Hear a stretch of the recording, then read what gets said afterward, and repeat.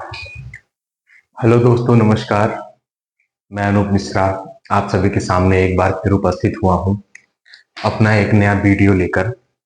ठीक है दोस्तों, मैं एक बार देख लूँ वीडियो चल रहा है या नहीं।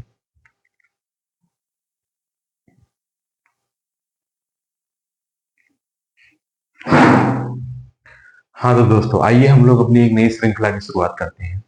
हम अभी पढ़ रहे हैं एनसीईआरटी, वो भी क्लास 9th की। ठीक है। विषय हमारा है ज्योग्राफी यानी कि भूगोल। ठीक है, उसमें हमने 2 चैप्टर इसके पहले पढ़ा। पहला चैप्टर था भारत की स्थिति, अवस्था और विस्तार। ठीक है, उसके बाद हमने उसमें दूसरा चैप्टर पढ़ा। उस दूसरे चैप्टर का नाम है अ, भारत का भौतिक स्वरूप, और हमने पूरे भारत के भौतिक स्वरूपों की चर्चा की। आज हम उसी श्रृंखला में आगे बढ़ते हुए जो चीजें हम पढ़ने जा रहे हैं वो है चैप्टर 3 पार्ट 1। मतलब पार्ट 3 का पहला वीडियो है ये। ठीक है, 7-8 वीडियो इसमें आएंगे कम से कम, क्योंकि बहुत ही लेंदी चैप्टर है। तो इसको छोटे छोटे भागों में तोड़ तोड़ के पढ़ेंगे विद मैप, भारतीय मैप से, यानी भारतीय मानचित्र मानचित्र से, जिससे कौन सी नदियां कहाँ से निकलती हैं, कहाँ गिरती हैं। ठीक है, उन नदियों की सबसे बड़ी सहायक नदी कौन सी है, उन नदियों में जो नदियां मिलती हैं उनका उद्गम यानी वो कहाँ से निकलती हैं, हिमालयी नदियां कौन सी है, प्रायद्वीपीय नदियां कौन सी हैं, हिमालयी नदियों की क्या विशेषता है, प्रायद्वीपीय नदियों की क्या विशेषता है। ये सभी चीजें, और एक एक नदी के बारे में, उद्गम स्थल, गिरने का स्थान, ये सब सारी चीजें हम लोग इसमें पढ़ेंगे। ठीक है दोस्तों, तो आइए हम लोग शुरू करते हैं पढ़ना। तो तीसरे चैप्टर का नाम है अपवाह तंत्र। तीसरे चैप्टर का नाम क्या है दोस्तों? अपवाह तंत्र। अपवाह यानी फैलना, यानी कि बहना, यानी कि कहां तक विस्तृत होगा अपवाह क्षेत्र। ठीक है, ये हो गया अपवाह तंत्र। अपवाह तंत्र में हम किसकी बात करेंगे? भारत के अपवाह तंत्र की। यानी कि जो भारत का मैप हम लोग ऐसे करके बनाते हैं। मान लीजिए ये भारत बन गया, सपोज करिए, ये जल्दी में मैंने बना दिया। तो कौन सी नदियां निकल के इधर बोलते हैं बंगाल की खाड़ी, कौन सी नदी बंगाल की खाड़ी में गिरेगी, कौन सी नदी अरब सागर में गिरेगी।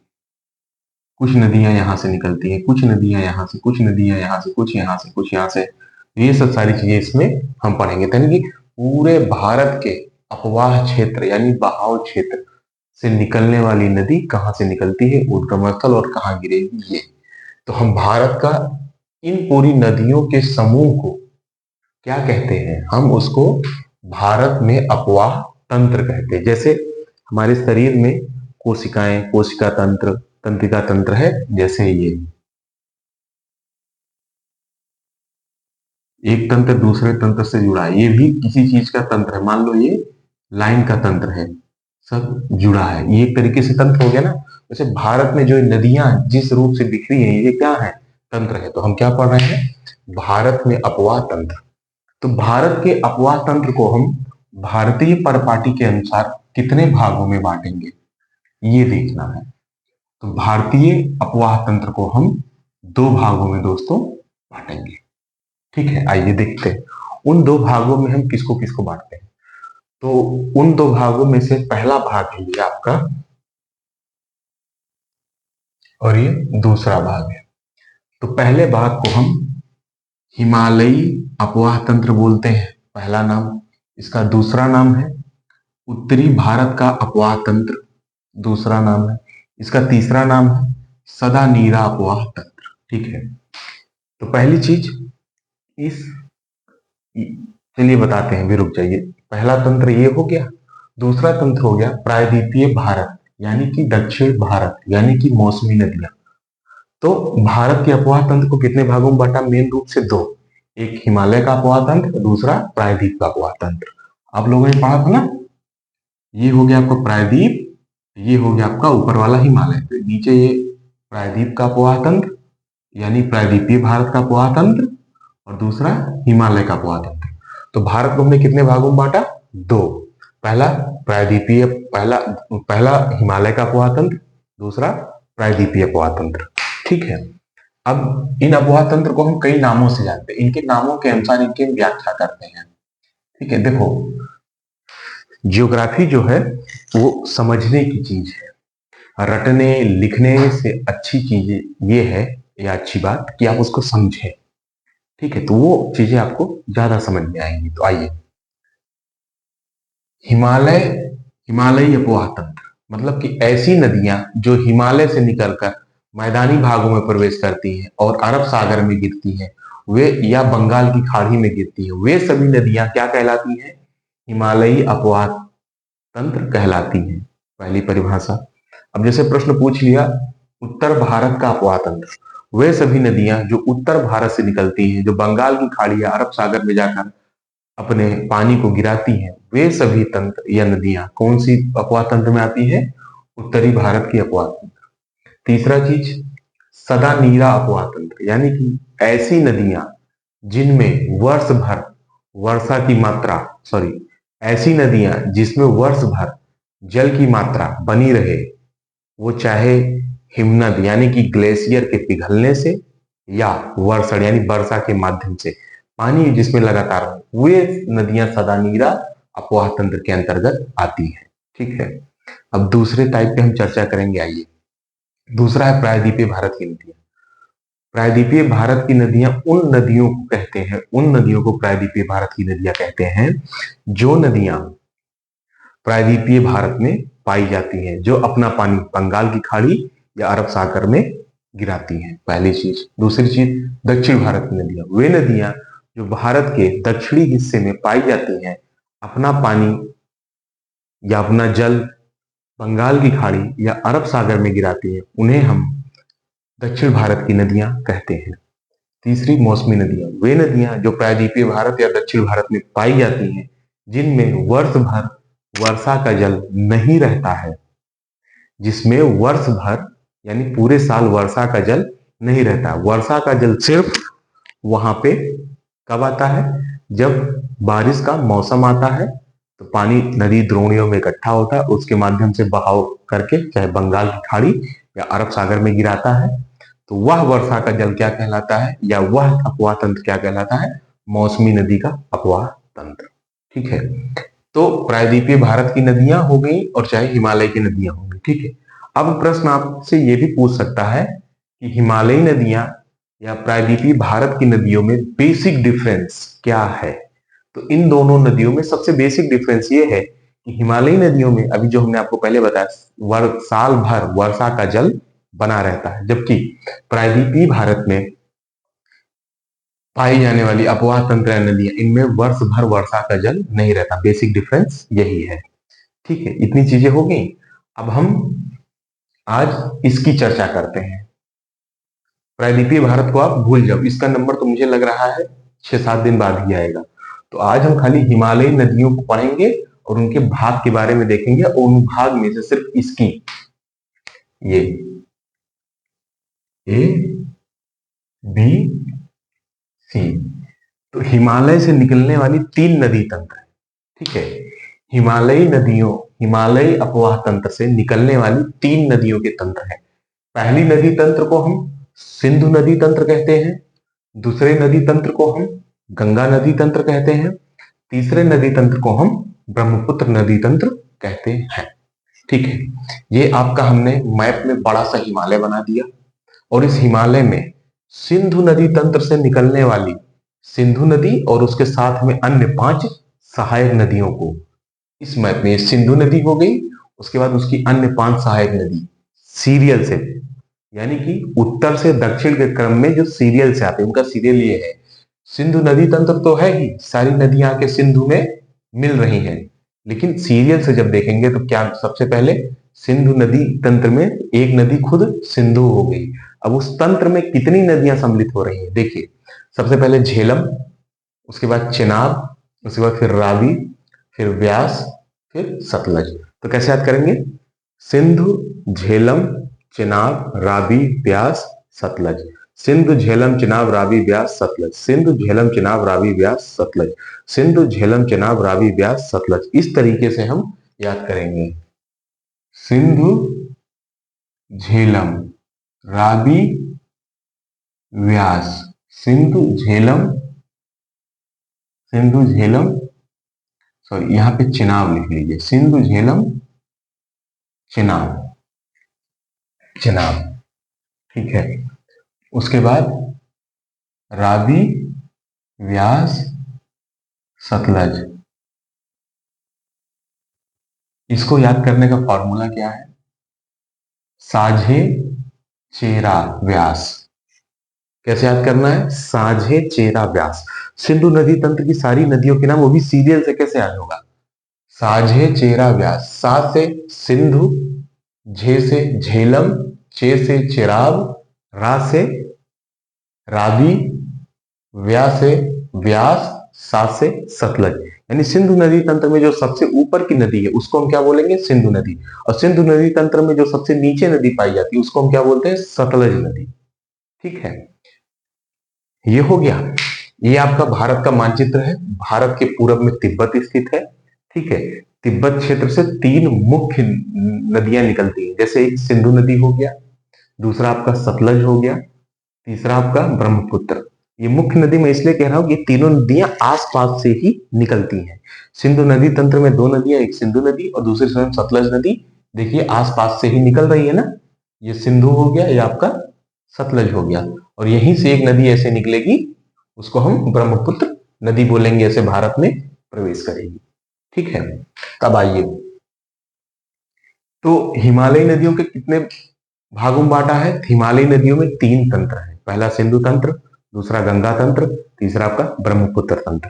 ठीक है, सिंधु नदी तंत्र में सिंधु को अगर हटा दे तो पांच नदियां हैं, सिंधु और उसकी सहायक नदियों को जोड़े तो पांच नदियां और है, जिसमें झेलम, चेनाब, रावी, ब्यास और सतलज।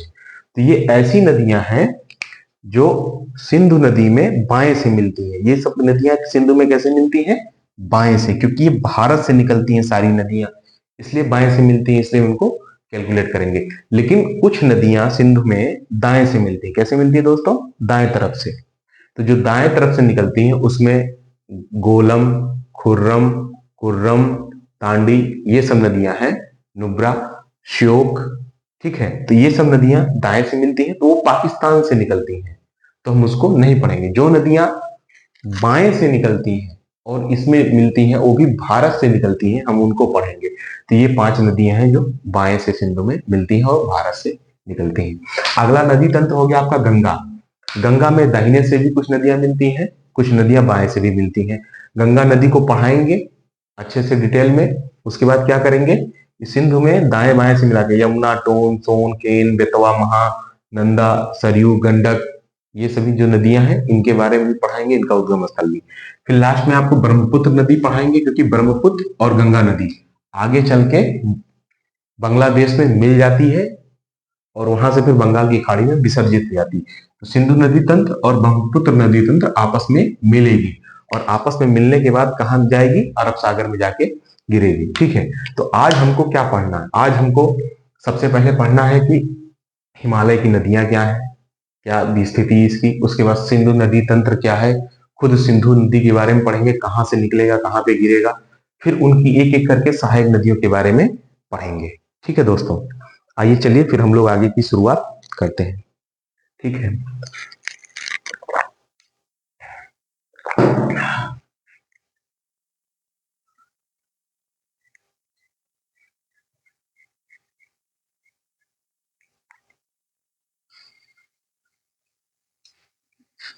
हमको 1 मिनट का समय दो दोस्तों, थोड़ा सा जगह बना लें व्हाइट बोर्ड पे।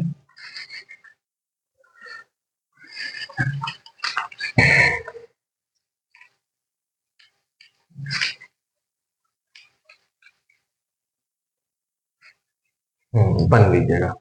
ठीक है, तो सबसे पहले हम भारत के बारे में पढ़ेंगे। किसके बारे में पढ़ेंगे? भारत। भारत क्या है? भारत नदियों का देश। किसका देश है? भारत क्या है? नदियों का देश।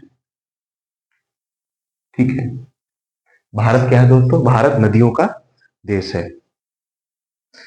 और भारत के आर्थिक विकास में यानी मुद्रा के विकास में किसका योगदान है? नदियों का योगदान है। तो भारत के विकास, यानी कैसा विकास?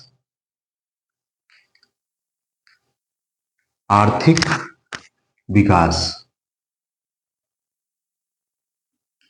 आर्थिक विकास में किसका योगदान है दोस्तों? नदियों का। विकास में योगदान नदियों का। कैसा? नदियों का योगदान है। तो भारत कैसा देश है? भारत नदियों का देश है। भारत के आर्थिक विकास में नदियों का योगदान है। ठीक है। और आज से नहीं, प्राचीन काल से। कब से दोस्तों? आज से नहीं, प्राचीन काल से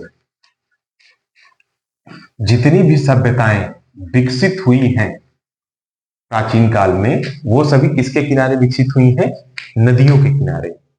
चाहे मिस्र की सभ्यता आप देखेंगे तो वो नील नदी के किनारे, दजला और फरात नदियों के किनारे ईरान और इराक की सभ्यता, उसी तरह सिंधु घाटी सभ्यता भी सिंधु नदी के किनारे विकसित हुई है। ठीक है, ये हो गया। अब आइए पढ़ते हैं हिमालयी अपवाह तंत्र।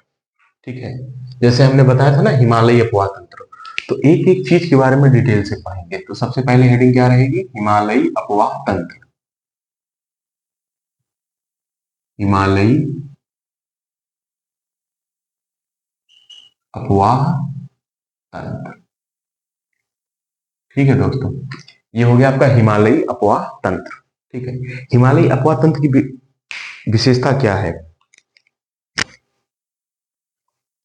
ये जो क्षेत्र है हिमालय क्षेत्र, यहाँ की जो नदियां हैं, ठीक है दोस्तों, ये 12 मासी है। यहाँ की नदियों की क्या विशेषता है? 12 मासी, यानी कि वर्ष भर।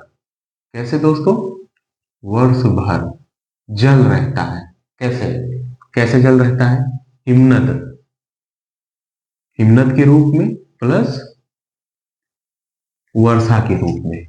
हिमालय उपवाह तंत्र की नदियों में हमेशा जल भरा रहता है, बर्फ जो पिघलती है उससे और जो बारिश होती है उसके पानी, दोनों पानी मिल जाता है इस वजह से दोस्तों।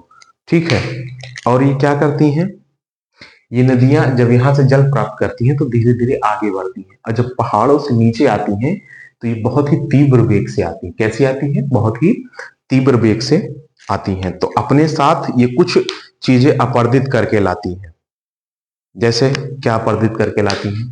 पत्थर, साथ में पहाड़ों में जब अपर्दित होते हैं तो कुछ जड़ी बूटियां होती हैं, तो उनके जड़ से भी जल आते हैं। तो वो जल जो होते हैं, उस जल में जड़ी बूटी की मात्रा, जैसे कि जो स्वास्थ्य के लिए लाभदायक होती है, वो भी चीजें यहाँ पे आती हैं। ठीक है, और ये मतलब कैसे गुजरती है? महाखड्डकों से होके गुजरती है। कैसे? महाखड्डों से। महाखड्डों यानी कि हमने आपको जब बताया था हिमालय की उत्पत्ति कैसे हुई थी। मान लीजिए हिमालय अभी ऐसे है, इतना ऊपर है, कोई नदी यहां से बह रही है। ठीक है, कोई नदी यहां से ऐसे बह रही है, हिमालय की ऊंचाई इतनी होगी, फिर भी नदी यही है, यानी कि नीचे से बढ़ना तो चाहा यहां तक, लेकिन बढ़ नहीं पाया। पानी की धार इतनी तेज थी कि इसको काट दी। इसीलिए यहाँ पे भी आकार की घाटी और यू आकार की घाटी का निर्माण हो गया। इसलिए जो हिमालय की नदियां हैं कहां पर बहती हैं? महाखड्डकों में। महाखड्डकों में बहती क्यों है? क्योंकि हिमालय का नित नवीन क्या हो रहा है? विस्तार हो रहा है, मतलब ऊंचाई की ओर बढ़ रहा है। लेकिन नदियां जहां थी वहीं बह रही हैं, उसी ऊंचाई पर नदियों की ऊंचाई नहीं बढ़ी है। ठीक है दोस्तों, ये हो गया, नदियों की ऊंचाई नहीं बढ़ी, यानी कि नदियां कैसी? हिमालय की पूर्ववर्ती है। हिमालय की नदियां कैसी हैं दोस्तों? पूर्ववर्ती, मतलब कि जहां पे जिस अवस्था में प्राचीन काल में बह रही थी, वर्तमान में उसी अवस्था में उसी जगह पे बह रही हैं। इसी कारण आप जब देखेंगे तो ऐसे करके ऐसे ये भी आकार की घाटी होगी, यहां से नदियां बह रही हैं, और ये आपकी यू आकार की घाटी होगी, यहां से नदियां बह रही हैं। ठीक है दोस्तों, ये तो हो गया आपका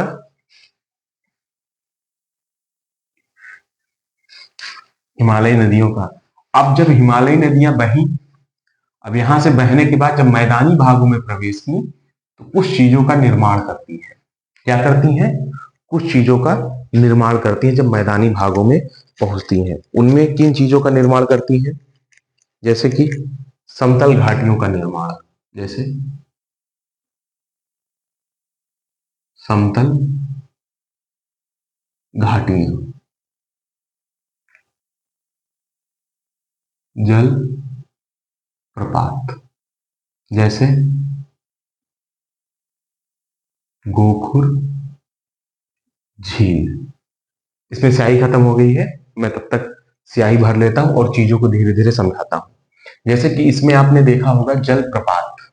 जलप्रपात यानी कि जब समतल घाटियां, यानी कि ऐसा भाग जहां पे न ऊंचाई हो न गहराई हो, जल एक समान मात्रा में धीरे धीरे शांत गति से आगे बढ़ रहा हो, उसको हम क्या बोलते हैं? समतल घाटी। समतल मतलब जैसे पानी यहां से ऊपर से पहाड़ से निकला, फिर ऐसे बहने लगा, कुछ दूर तक ऐसे बह रहा है, ऐसे बह रहा, फिर अचानक यहां से मुड़ गया तो ये सीधे जमीन आ गया। तो यहां से यहां तक की कुछ हाइट होगी, पहाड़ से उतरा, यहाँ पे बहा, ये हो गया समतल घाटी। समतल घाटी के बाद अचानक जब जमीन पे टकराएगा पहाड़ से उतर के, ये जो गिरेगा ये वाटरफॉल, यानी कि क्या हो गया? जलप्रपात। जलप्रपात के बाद वो जमीन पे आ जाएगा तो नदी क्या करने लगी? विसर्प। क्या करने लगेगी? विसर्प। इस विसर्प के कारण किसका निर्माण होता है? गोखुर झील का निर्माण होता है। जब ये गोखुर झील का निर्माण होता है, कैसे होता है अभी ये भी बताऊंगा, इसकी विशेषता क्या है और भारत में कहां कहां पे गोखुर झीलें पाई जाती हैं, वो सभी भी मैं अभी चर्चा करूंगा। ठीक है दोस्तों,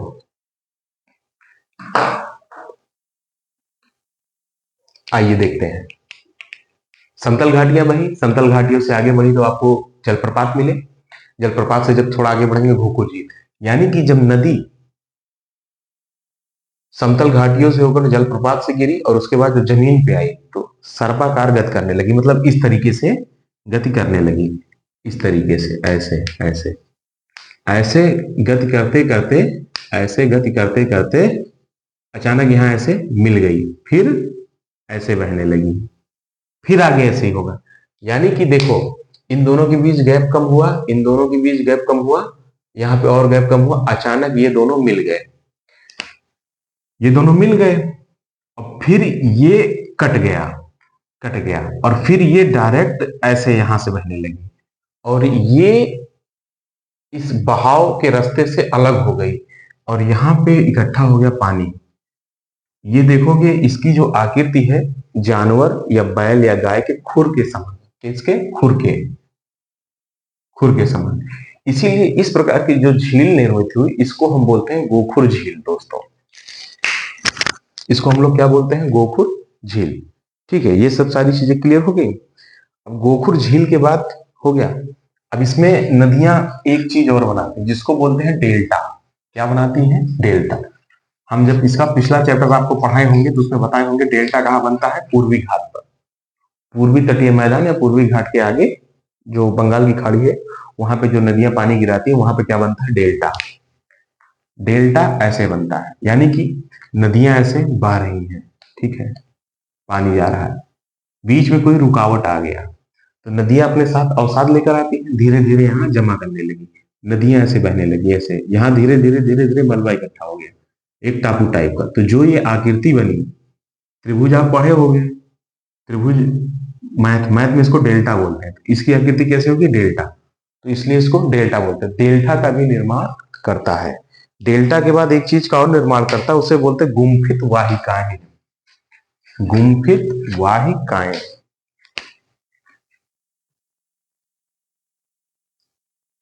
गुम्फित वाहिकाएं, यानी कि पहाड़ है, पहाड़ से नदियां बह रही हैं और नदियां पहाड़ से बहते बहते ऊपर से धीरे धीरे पहाड़ के अंदर से बहने लगती है, पहाड़ के अंदर से। तो जब पहाड़ के अंदर से बहती है तो पहाड़ को तोड़ती है और उनके अंदर एक संरचना होता है, फिर धीरे धीरे पहाड़ के अंदर गुफा के रूप में बहने लगती है, फिर एक गुफा का निर्माण होता है। तो उसी को बोलते हैं गुम्फित वाहिकाएं। वो 3D में समझ में आएगा, ऐसे में चित्र के माध्यम से तुमको वो सारी चीजें यहाँ दिखाना पॉसिबल नहीं है दोस्तों। ठीक है, अभी हो गया। तो हिमालयी या उत्तर भारत या सदा नीरा अफवाह तंत्र के बारे में क्या कैसे है, क्या विशेषता है, सब कुछ मैंने बता दिया। अब हम यहाँ पे दोस्तों बात करने वाले हैं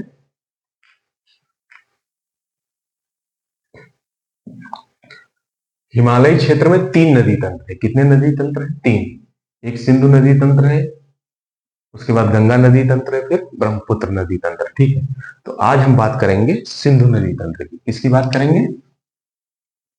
सिंधु नदी तंत्र की। ठीक है दोस्तों,